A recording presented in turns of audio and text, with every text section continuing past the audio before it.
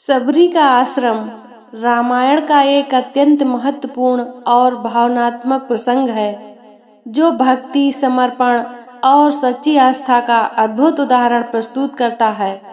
सबरी का जीवन और उनके श्री राम के प्रति प्रेम यह सिखाते हैं कि भगवान की भक्ति के लिए जाति, धन या स्थिति का कोई महत्व नहीं है।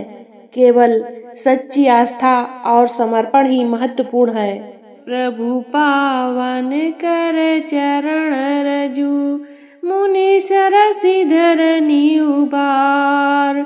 सुनि मुनि बचन हरस मन, राम ही चितव उधार। तो मित्रों, इसका अर्थ है सबरी ने श्री राम के चरणों की धूल को अपने मस्तक पर लगाकर उनका स्वागत किया। भगवान श्री राम ने भी मुनियों की तरह ही उसकी पवित्रता और भक्ति को समझा और सराहा। जब सबरी ने भगवान राम का चेहरा देखा तो वह अत्यंत खुश हुई और उनके चरणों में झुक गईं। उन्होंने भगवान के चरणों की रज अर्पित की और प्रार्थना की कि प्रभु, आप मुझे इस संसार के दुखों से मुक्त करें। तो प्रिय मित्रों, आज की कथा में आप सुन रहे हैं सबरी का आश्रम। तदंतर दोनों भाई कबंध के बताए अनुसार सुग्रीव से मिलने के उद्देश्य से पंपा नामक पुष्करणी के पश्चिमी तट पर पहुँचे। उन्होंने वहां सबरी के रमणीय आश्रम को देखा। सबरी सिद्ध तपस्विनी थी। उसने राम लक्ष्मण का अपने आश्रम में पाद्य अर्घ आदि से यथोचित सत्कार और पूजन किया। भगवान श्री राम ने सबरी से पूछा, हे तपस्विनी, तुम्हारी तपस्या में किसी प्रकार की कोई विघ्न बाधा तो नहीं पड़ती? कोई राक्षस आदि तुम्हें कष्ट तो नहीं देते? राम के स्नेह युक्त शब्द सुनकर वृद्धा सबरी हाथ जोड़कर बोली, हे प्रभु, मेरे इस आश्रम में आपके पधारने से मेरी संपूर्ण तपस्या सफल हो गई है। मेरे गुरुदेव तो उसी दिन वैकुंठ वासी हो गए थे जिस दिन आप चित्रकूट में पधारे थे। अपने अंतिम समय में उन्होंने ही आपके विषय में मुझे बताया था। उन्होंने कहा था कि मेरे आश्रम में आपके अतिथि रूप में आने के पश्चात आपके दर्शन करके मैं श्रेष्ठ एवं अक्षय लोकों को जा पाऊंगी। सो हे पुरुष सिंह, मैंने आपके लिए पंपा तट पर उत्पन्न होने वाले नाना प्रकार के मीठे और स्वादिष्ट फलों का संचय किया है। कृपया इन्हें ग्रहण करके मुझे कृतार्थ करें। राम के द्वारा सबरी से उनके गुरुजनों के विषय में पूछने पर सबरी ने बताया, हे राम, यह सामने जो सघन वन दिखाई देता है वह मतंग वन है। मेरे गुरुजनों ने एक बार यहाँ विशाल यज्ञ किया था। यद्यपि इस यज्ञ को हुए अनेक वर्ष हो गए हैं, तथापि अभी तक उस यज्ञ से सुगंधित धुएं से संपूर्ण वातावरण सुगंधित हो रहा है।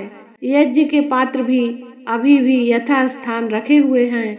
हे प्रभु, मैंने अपने जीवन की सभी धार्मिक मनोकामनाएं पूरी कर ली हैं। केवल आपके दर्शनों की अभिलाषा शेष थी, वह आज पूरी हो गई है। अतः आप मुझे अनुमति दें कि मैं इस नश्वर शरीर का परित्याग करके उसी लोक में चली जाऊं जिस लोक में मेरे गुरुजन गए हैं। सबरी की अदम्य आध्यात्मिक शक्ति को देखकर राम ने कहा, हे परम तपस्विनी, तुम्हारी इच्छा अवश्य पूरी होगी। मैं प्रार्थना करता हूँ कि परमात्मा तुम्हारी मनोकामना पूरी करें। श्री रामचंद्र जी का आशीर्वाद पाकर सबरी ने समाधि लगाई और अपने प्राण विसर्जित कर दिए। इसके पश्चात सबरी का अंतिम संस्कार करके दोनों भाई पंपा सरोवर पर पहुँचे। निकट ही पंपा नदी बह रही थी, जिसके तट पर नाना प्रकार के वृक्ष पुष्पों एवं पल्लवों से शोभायमान हो रहे थे। उस स्थान की शोभा को देखकर राम अपना सारा शोक भूल गए। वे सुग्रीव से मिलने की इच्छा से पंपा के किनारे किनारे पुरी की ओर चलने लगे। तो मित्रों, आज की कथा को यहीं पर विराम देते हैं। अब आइए कुछ अनमोल वचनों को सुनते हैं। राम संग भक्ति बर बहे, सबरी के साथ भक्ति में दहे। सो देख सुन राम कृत कृत्य, सबरी भक्ति सगुन की व्याप्ति। तो मित्रों, इसका अर्थ है भगवान राम ने सबरी के साथ मिलकर भक्ति का अनुभव किया।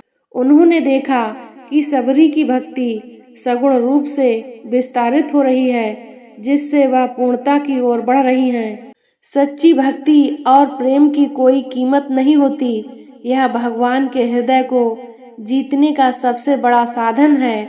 सबरी की कथा हमें सिखाती है कि सच्चा प्रेम और भक्ति ही भगवान का सच्चा आशीर्वाद है। भगवान उन भक्तों की भक्ति को कभी नहीं नकारते जो हृदय से प्रेम करते हैं। यह वचन हमें प्रेरित करता है कि हमें सच्चे दिल से भगवान की आराधना करनी चाहिए, जैसे सबरी ने की। धन और ऐश्वर्य से नहीं, बल्कि सच्चे प्रेम और भक्ति से भगवान की निकटता प्राप्त होती है।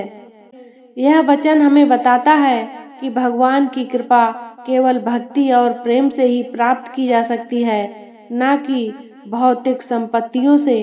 जोग न चाहूं कर्म नहीं, ज्ञान न नाही तुम्हार।